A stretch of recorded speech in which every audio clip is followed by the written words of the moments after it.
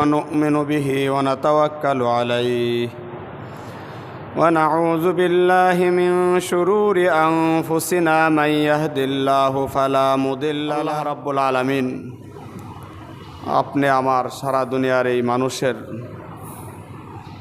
মুক্তির জন্যে আখিরাতে নাজাতের জন্যে বিভিন্ন সময়ে বিভিন্ন ধাপে ইবাদত বন্দিগির পদ্ধতি ইবাদত বন্দিগির মাধ্যমে আল্লাহ পাকের সন্তুষ্টি অর্জনের গুরুত্ব অনুধাবনের জন্যে বোঝানোর জন্যে জায়গায় জায়গায় আল্লাহ পাক কোরআনে পাকের আয়াত দ্বারা বুঝিয়ে দিয়েছেন, কারণও উল্লেখ করেছেন কিসের কারণে কি কারণে আপনি আমার এই বন্দিগির গুরুত্ব বেড়েছে, এই বন্দিগির ইবাদতের মান বেড়েছে। হজের মাস, সেই হজ আমাদের আদি পিতা আদম আলাইহিসসালাতু ওয়াসসালামের পর থেকে নিয়ে সময়ে সময়ে ইহার গুরুত্ব দেওয়া হয়েছে। সর্বশেষ হযরত ইব্রাহিম আলাইহিসসালাতু ওয়াসসালামের মাধ্যমে আমাদের কাছে এই মাসের গুরুত্ব অনুধাবন করিয়েছেন, বুঝিয়ে দিয়েছেন এই মাসের দাম মান। আল্লাহ পাক ইব্রাহিম আলাইহিসসালামকে দিয়ে ঘোষণা দেওয়াইয়াছেন। আল্লাহ পাক বলে দিয়েছেন হে ইব্রাহিম আলাইহিসসালাতু ওয়াসসালামকে যে হে ইব্রাহিম, তুমি ডাক দাও মানুষকে, বলে দাও এই হজ ফরজের ব্যাপারে তুমি তাদেরকে জানিয়ে দাও। আল্লাহ পাক কোরআনে পাকে বলেন ওয়াআযিন ফিন্নাসি বিল হজ্জি ইয়াতুকা রিজালান ওয়া আলা কুল্লি যামিরিন ইয়াতিনা মিন কুল্লি ফাজ্জিন আমিক। সাদাকাল্লাহুল আযীম। আল্লাহ পাক কোরআনে পাকে ইব্রাহিম আলাইহিস সালামের মাধ্যমে যে ডাক দেওয়াইছেন সেই ডাকের নমুনা, সেই ডাকের হুবহু কিভাবে ডাক দেওয়াইছেন ওই ডাকটা আমাদেরকে জানিয়ে দিয়েছেন। বলে দিয়েছেন যে ইব্রাহিম আলাইহিস সালামকে দিয়ে ডাক দেওয়ানো হয়েছে। আল্লাহ পাক ইব্রাহিম আলাইহিস সালামকে হুকুম করেছেন ডাক দাও মানুষকে, মানুষকে ডাক দাও, বলে দাও তারা যেন আমার ঘরে হজ করার জন্য উপস্থিত হয়, আমার ঘরে হজ করার জন্যে যেন উপস্থিত হয়, যেন চলে আসে, পায়ে হেঁটে হোক উঠে চড়ে হোক, যেভাবেই হোক তারা যেন আমার ঘরে হজ করার জন্যে বন্দিগির জন্যে ইবাদতের জন্যে চলে আসে। আর হজ এমন এক জিনিস, রাসূল পাক সাল্লাল্লাহু আলাইহি ওয়াসাল্লাম বলেন যে নাকি একমাত্র আল্লাহর জন্য হজ করেছে রাজা আকা ইয়াউমিন ওয়ালাদাতহু উম্মুহু, সে যেন হজ থেকে ফিরে এসেছে এমনভাবে এমন অবস্থায় যে সে যেন আজকে মাত্র আল্লাহ পাকের নির্দেশ দেওয়া, আল্লাহ পাকের সেই ইবাদতের গুরুত্বের উপরে নির্ভর করে প্রাণের নবী সাল্লাল্লাহু আলাইহি ওয়াসাল্লাম বলেছেন কি সে যেন হজ করে এসেছে মানে আজকে মাত্র জন্ম নিয়েছে। সুবহানাল্লাহ। হজ করে এসেছে মানে আজকে যেন সে তার মায়ের গর্ভ থেকে জন্ম নিয়েছে, অর্থাৎ মায়ের গর্ভ থেকে যখন জন্ম নেয় তখন সেই মানুষটার কোনো পাপ থাকে না, নিষ্পাপ থাকে। উল্লেখ করা হয়েছে এটাই, এই কথাই বোঝানো হয়েছে যে নাকি হজ করে এসেছে সে যেন পাপ মুক্ত হয়ে দুনিয়াতে তার দেশে ফিরেছে, পাপ মুক্ত হয়ে যেন সে নিজের দেশে ফিরেছে। আল্লাহ রাব্বুল আলামিন ইব্রাহিম আলাইহিসসালাতু ওয়াসসালামের মাধ্যমে এইভাবে ডাক দেওয়াইছেন যাতে মানুষেরা সেই হজে চলে যায়, আল্লাহর ঘরের তোয়াফের জন্যে, সাফা মারওয়ায় সাই করার জন্যে। সেই সাফা মারওয়া হলো দ্বীনের নিদর্শন, মিন শাআইরিল্লাহ, ইন্নাস সাফা ওয়াল মারওয়াতা মিন শাআইরিল্লাহ। আল্লাহ পাকের নিদর্শন হলো সাফা মারওয়া। এই নিদর্শনটাও কেন রাখা হয়েছে? মা হাজেরা আলাইহিসসালাতু ওয়াসসালামের ঘটনা জানি। মা হাজেরা আলাইহিসসালাতু ওয়াসসালামের যখন নাকি সন্তান জন্ম নিয়েছে, হযরত ইসমাঈল আলাইহিসসালাতু ওয়াসসালামের জন্ম হয়েছে, তখন তো সেই কাবা ঘরের আশপাশে কেউ নাই, সেখানে তো কাবা ঘরও তখন ধ্বংসপ্রায় ছিল, কাবাঘর ছিল না। ইব্রাহিম আলাইহিস সালাম পরবর্তীতে এই কাবাঘর নির্মাণ করেছেন হযরত ইসমাঈল আলাইহিসসালাতু ওয়াসসালামকে নিয়ে। যদিও আগে এখানে কাবাঘর ছিল কিন্তু ধ্বংসপ্রাপ্ত ছিল, বিলীন হওয়া ছিল। স্থান তো নির্ধারণ ছিল, সেই নির্ধারিত স্থানের পাশেই জমজম কূপ, যেখানে সেখানেই মা হাজারা আলাইহিসসালামের সন্তান ইসমাইল আলাইহিসসালামের জন্ম হয়েছে। পানির জন্য তিনি দৌড়াদৌড়ি করতেছিলেন, বাচ্চা জন্ম হয়েছে, পানি লাগবে, পানি ছাড়া অসুবিধা। দৌড় দিলেন সাফা পাহাড়ে, সেই সাফা থেকে মারওয়ায় দৌড়াদৌড়ি শুরু করছেন। পানি কোথায় পাওয়া যায়? পাগলের মতো, পানি ছাড়া বাঁচার উপায় নাই। এমন মুহূর্তে দেখেন এই ছেলের পায়ের নাড়াচড়ায় সামান্যতম হয়তো 1-2 দানা বালু একটু সরেছে, এমনি পানি বের হওয়া শুরু হয়েছে, পানি বের হওয়া শুরু হয়েছে। তো সেই গুরুত্বপূর্ণ কাজের কারণে সেই সাফা মারওয়াকে আপনি আমার জন্যে আল্লাহ রাব্বুল আলামিন এমন করে দিয়েছেন যে হজের রুকুন বানিয়ে দিয়েছেন। সাফা মারওয়ায় সাই করতেই হয়। সাফা মারওয়াকে এত গুরুত্ব দেওয়া হয়েছে, ইন্না সাফা ওয়াল মারওয়াতা মিন শাআইরিল্লাহ, এটাকে আল্লাহ পাক শিআর উল্লেখ করেছেন। আল্লাহ পাকের শিআর, নিদর্শন, পতাকা উল্লেখ করেছেন। তো এই গুরুত্বপূর্ণ স্থান, গুরুত্বপূর্ণ কাজ আপনি আমার উপরে লাজেম মলজুম করে দিয়েছেন। সেই ইব্রাহিম আলাইহিসসালাম এবং মা হাজারা আলাইহিসসালাম এবং ইসমাইল আলাইহিসসালামের সেই স্মৃতিকে আপনি আমার সামনে তুলে ধরেছেন। আর ইহা যেন আমরা পালন করি, এই জন্য এর গুরুত্ব এত বেশি দিয়েছেন যে নাকি ওই কাজগুলো করে আসবে সে একদম নিষ্পাপ, তার কোনো পাপই নাই। যদি আসার পরে অথবা সেখানেই কেউ যদি মারা যায় তাহলে নিশ্চিত সেই ব্যক্তি জান্নাতি। যারা নাকি হজ করতে গিয়ে সেখানে মারা যায় তারা নিশ্চিত জান্নাতি। যদি কেউ জান্নাতি মানুষের চেহারা দেখতে চায় তাহলে যেন এই যারা নাকি হজ করতে গিয়ে সেখানে মারা গিয়েছেন তাদেরকে যেন দেখে, তাহলে জান্নাতি মানুষকে তারা দেখতে পারবে। আল্লাহ রাব্বুল আলামিন তাদের পাপ মোচন করে দিয়েছেন। সেই হজের সাথে সাথে আরেকটা কাজকে উল্লেখ করেছেন। প্রাণের নবী সাল্লাল্লাহু আলাইহি সাল্লাম বলেছেন, মান যারা কবরি ওয়াজাবাত লাহু শাফাআতি, সুবহানাল্লাহ। যে নাকি হজ করতে গেল, হজ করে আমার কবরকে যে নাকি জিয়ারত করলো, আমার কবরের কাছে উপস্থিত হলো, সেখানে গিয়ে আমাকে সালাম পেশ করলো, আসসালাতু আসসালামু আলাইকা ইয়া হাবিবাল্লাহ। রাসূল পাক সাল্লাল্লাহু আলাইহি সাল্লামের রওজা আতহারের পাশে দাঁড়ানো মানে সরাসরি নবীজি সাল্লাল্লাহু আলাইহি সাল্লামের কাছে দাঁড়ানো। এই জন্য ইয়া রাসূলুল্লাহ বলছেন, অন্যথা ইয়া রাসূলুল্লাহ বলতেন না। ইয়া রাসূলুল্লাহ, ইয়া হাবিবাল্লাহ শব্দটা তখনই উল্লেখ হয় যখন নাকি উনি উপস্থিত থাকেন।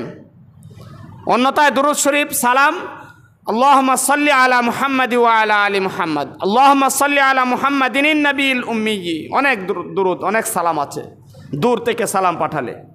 আর কাছে গিয়ে সালাম দিলে আসসালামু আলাইকুম ইয়া হাবিবাল্লাহ।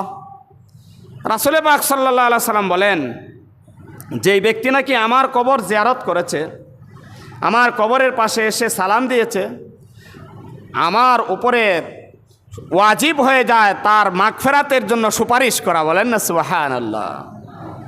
আমার উপরে ওয়াজিব হয়ে যায় তার মাগফিরাতের সুপারিশ করা, সুবহানাল্লাহ। আর যেই ব্যক্তি নাকি সেই দিন প্রাণের নবী সাল্লাল্লাহু আলাইহি সাল্লামের সুপারিশ পেয়ে যাবেন, এই সুপারিশ আর নামঞ্জুর হবে না, এই সুপারিশ মঞ্জুর, কবুল, অর্থাৎ তিনি নিশ্চিত জান্নাতি। তিনি জান্নাতের জন্য মনে করেন যে সার্টিফিকেট পেয়ে গেছে, যদি ওইখান থেকে এসে আর দ্বিতীয় কোনো পাপ না করে, আসার পরে যদি কোনো পাপ আর না করে। তো সেই এত বড় গুরুত্ব আল্লাহ রাব্বুল আলামিন হজের উপরে দিয়েছেন। সেই হজ যাদের নাকি টাকা আছে, পয়সা আছে, আলহামদুলিল্লাহ তারা তো যাইতেছেন, কিন্তু আমাদের অবস্থা, আমরা তো সেই হজে যাওয়ার মতো হয়তো হিম্মত নেই, কারো হয়তো হিম্মত নেই, টাকা আছে, শরীর এমন অবস্থা, হাসপাতালে ভর্তি, অসুস্থ, যাওয়ার হিম্মত হারিয়ে ফেলেছেন, শক্তি সামর্থ্য সাহস যোগাইতেই পারে না। আর এমন তো অনেক মানুষ যারা নাকি অর্থ নাই, যাইতে চায়, হিম্মত আছে, অর্থ নাই, যেমন আমরা আছি। আমাদের কি সেই হজে যাওয়ার আগ্রহ, উদ্দীপনা, আশা, আকাঙ্ক্ষা আছে নাকি? আছে না? সবার আছে, আলহামদুলিল্লাহ, আলহামদুলিল্লাহ। এমন কেউ বাদ নাই যে আমি আমার নবীজির কবর জিয়ারত করতে চাই না, এমন কেউ নাই যে নাকি আমার আল্লাহ পাকের সেই ঘর না দেখে যেই ঘরকে সামনে রেখেছি কিন্তু না দেখে না দেখে সেই ঘরকে সামনে রেখে ইশারার মাধ্যমে নামাজ আদায় করেছি। কে না চায় যে আমি সরাসরি ঘরটার সামনে দাঁড়িয়ে নামাজ পড়ি, হাতিমে কাবায় দাঁড়িয়ে নামাজ না পড়ি, মাকামে ইব্রাহিমে নামাজ না পড়ি? এটা কে না চায়? সবাই চায় যে আমি মাকামে ইব্রাহিমে 2 রাকাত নামাজ পড়ি। হাতিমে কাবা হলো যে জায়গাটা একসময় কাবা শরীফের অংশ ছিল, পরবর্তীতে কোনো না কোনো কারণে ঘর তৈরি করতে গিয়ে একটু অংশ বাদ পড়েছে, সেই অংশটুকু সীমানা করে দেওয়া হয়েছে, প্রাচীর দিয়ে দেওয়া হয়েছে, এর ভিতরে সহজে কেউ যেতে পারে না। ওটাকে বলা হয় হাতিমে কাবা, অর্থাৎ কাবা শরীফের অংশ, কাবা শরীফের ভিতরেই বলা যায় ইহাকে। এখানে নামাজ পড়া মানে কাবা শরীফের ভিতরে নামাজ পড়া। যদিও এখন ওয়াল নাই, ছাদ নাই, খালি আকাশের নিচে, খোলা আকাশের নিচে, কিন্তু ইহা কাবা শরীফের অংশ। এই ফজিলত অর্জন করতে কে না চায়? সবাই চাই, কিন্তু আমাদের সামর্থ্য না থাকার কারণে আমরা যেতে পারতেছি না। আমাদের কর্তব্য হলো সেখানে যাওয়ার জন্য পাগল পারা থাকা। আমি ওই কথাটা বারবার বলে থাকি। ওই আল্লাহর ওলি বলতেছিলেন যে এই কথাটা আমি বারবার আপনাদেরকে শোনাই, ওই ছন্দটা বারবার শোনাই। হজ কে মাহনে জব জব আয়ে দিল মে আগ জল जाए, तवंगर सब जाए मदीना हमको नहीं ले जाए। হজের মাস যখন এসে যায়, হজের কথা তখন দিলে এমনভাবে স্মরণ হতে থাকে যেন আমার দিলে ওই হজের কাবা শরীফের সেই সাফা মারোয়ার, সেই আরাফার, সেই কি বলে মুজদালিফার সব স্মৃতিগুলো যেন আমার চোখের সামনে ভেসে ওঠে। সেই মিনা প্রান্তরের স্মৃতিগুলো, যেখানে নাকি ইসমাইল আলাইহিস সালামকে জবেহ করার জন্য নিয়ে যাওয়া হচ্ছিল, সব চোখের সামনে ভেসে ওঠে। আর সেই স্মৃতির কারণে আমি আর ধৈর্য ধরতে পারি না, মনে হয় যেন আমার দিলে আগুন লেগে গিয়েছে। কিন্তু আমি টাকার অভাবে যেতে পারি না। ধনীরা চলে যায়, কিন্তু আমি গরিব হওয়ার কারণে আমাকে তো কেউ নিয়ে যায় না। হ্যাঁ, এই আফসোস, এই তামান্না, এই আকাঙ্ক্ষা আপনি আমার দিলে অবশ্যই জাগাইতে হবে। সর্বক্ষণ এই তামান্না আমাদের দিলে জাগায় রাখতে হবে। সেই আফসোসের কারণে আমরা এমন হতে পারে যে যারা হজ করতেছেন তাদের সমান সওয়াব হয়তো আল্লাহ পাক আপনি আমাকে দিয়ে দেবেন। জিলহজ মাস আপনি আমার কাছে হয়তো বা আগামীকালকে হয়তো এসে যাবে। আজকে যদি চাঁদ উঠে যায় তাহলে আগামীকালকে জিলহজ মাসের প্রথম দিন। জিলহজ মাস যখন নাকি আপনি আমার কাছে আসে, তখন আপনি আমার কিছু করণীয় কাজ থাকে। সেই করণীয় কাজগুলোর মধ্যে গুরুত্বপূর্ণ একটা কাজ হলো, আমি যে হজ করতে পারলাম না, হজে যেতে পারলাম না, আমার দিল যে ওই কাবা শরীফে আছে, আমার দিল মন প্রাণ সেই হাজিদের সাথে আছে, তার প্রমাণ ঘটানোর জন্যে, তার একটা বাস্তব নমুনা আল্লাহর কাছে পেশ করার জন্যে উল্লেখ করা হয়েছে এইভাবে যে যখন হজের মাস শুরু হয়ে যায় তখন সেই হজ করেনেওয়ালাদের এহরাম বাঁধা থাকে। এহরাম বেঁধে ফেলে সেই এহরাম অবস্থায় চুল কাটতে পারে না, নখ কাটতে পারে না, কোনো প্রাণীকে মারতে পারে না। আমাদেরকে এত কিছু না করলেও অন্তত উল্লেখ করা হয়েছে, বলা হয়েছে ফজিলত হিসেবে যে ওই চাঁদ ওঠার পরে কেউ যেন চুল, কেউ যেন নখ এগুলো না কাটে। আগের দিনেই যেন সব কেটে সাফ করে রাখে। আপনি আমার চুল নখ সেই হিসাব মতো আজকেই পরিষ্কার করে ফেলতে হবে। নখ চুল পরিষ্কার করে আপনি আমাকে ফ্রেশ হয়ে যেতে হবে, যাতে 10 দিন পর্যন্ত আমার এই চুলে হাত না দিতে হয়। আমি নমুনা পেশ করতেছি, হাজিদের একটা নমুনা পেশ করলাম। আর একটা গুরুত্বপূর্ণ ইবাদত, জিলহজ মাসের 10টি দিনেই গুরুত্বপূর্ণ ইবাদতের দিন। এর মধ্যে প্রথম 8 দিন না 10 দিনকেই বলা হয়েছে। প্রত্যেক দিনকে বলা হয়েছে যে এক একটা দিনকে 1 বছরের রোজার সমান সমতুল্য মনে করা হয়েছে, উল্লেখ করা হয়েছে হাদিসে পাকে। 1 বছরের রোজার সমান উল্লেখ করা হয়েছে। এই দুলু কুল্লা ইয়াউমিন কুল্লা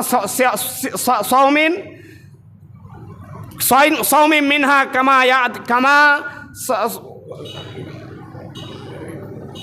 কামা ইয়াদিলুস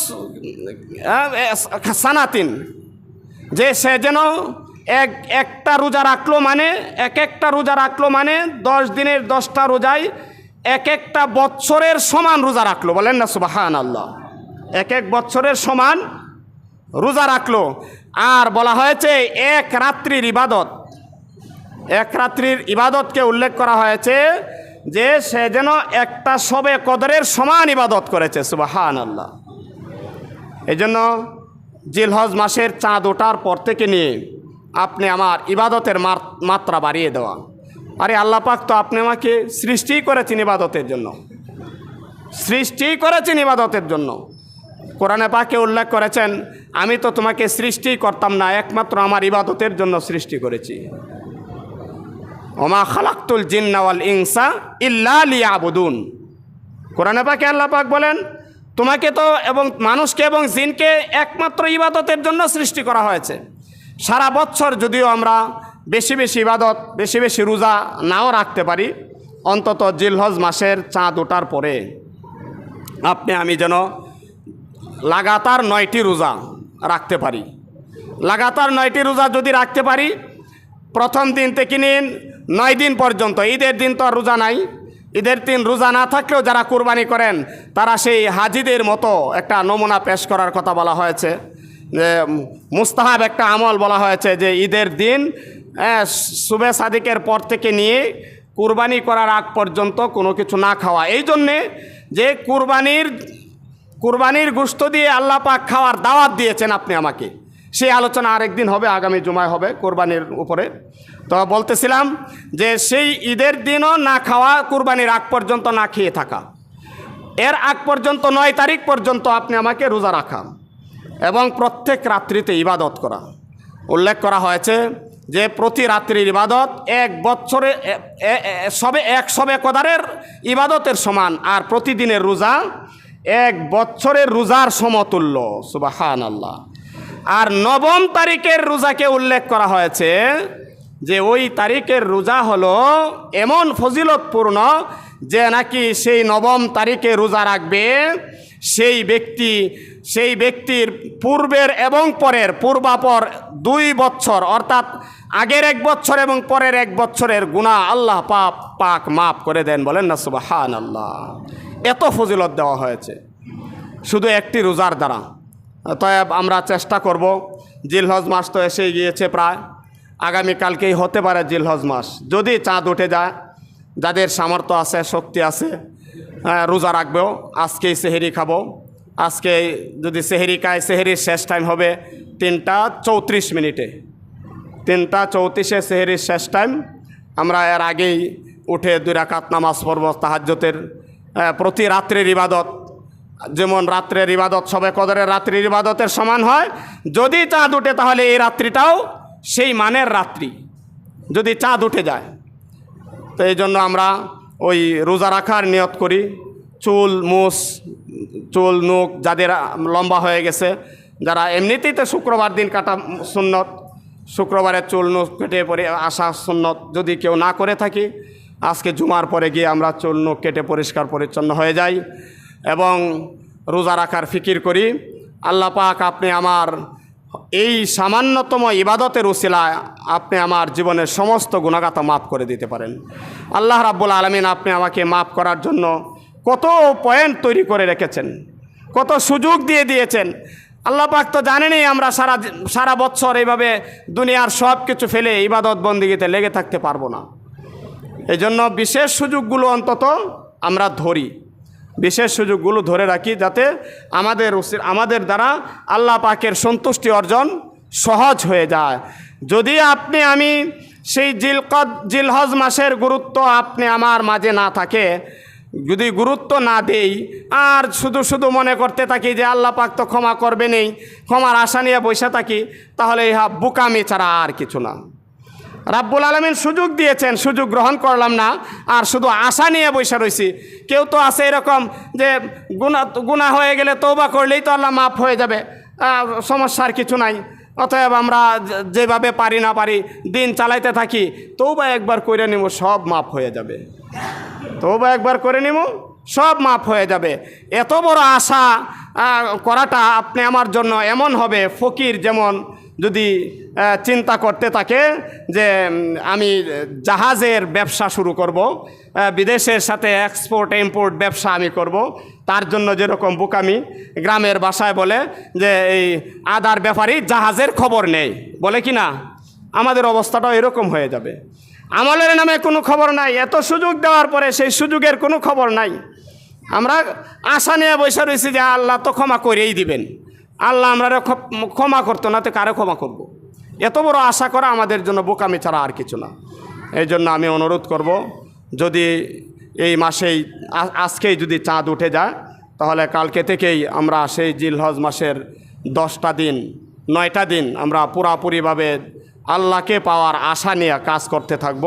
আশা করা যায় তখন আল্লাহ পাক আপনি আমাকে মাফ করে দেবেন। প্রত্যেকটা দিনকে আল্লাহ পাক 1 বছরের ইবাদতের সমান, 1 বছরের রোজার সমান সওয়াব দেয়া দিবেন। একটা রাত্রি একটা শবে কদরের সমান সওয়াব দেয়া দিবেন। ইহা কি কম মনে করেছি আমরা? আসলে কি আমাদের মাঝে কিন্তু ব্যবসায়ী লাভের কথাটা খুব মনে পড়ে, খুব যোগ বিয়োগ করতে পারি। আমাদের দুনিয়ার লাভের যোগ বিয়োগ খুব বেশি করতে পারি। সবাই ব্যবসা করেন যিনি, গাড়ি চালান যিনি, কৃষি কাজ করেন যিনি, সকলেই কিন্তু দুনিয়ার হিসাবটা খুব ভালো করে করতে পারি, কিভাবে চললে আমার লাভ হবে। কিন্তু আখেরাতে আমার কিভাবে লাভবান হতে পারবো, আমি আমি সফল কাম হতে পারবো, আমার উপার্জন বেশি হবে, এই ফিকিরটা আমার নাই। আল্লাহ পাক আপনি আমাকে ফিকিরমন্দ বানান। আপনি আমাকে আল্লাহ পাক ইবাদত বন্দেগীর দিকে মনোযোগী বানান। আল্লাহ পাক তৌফিক দিন বলে আমিন। আলহামদুলিল্লাহ। আমরা তো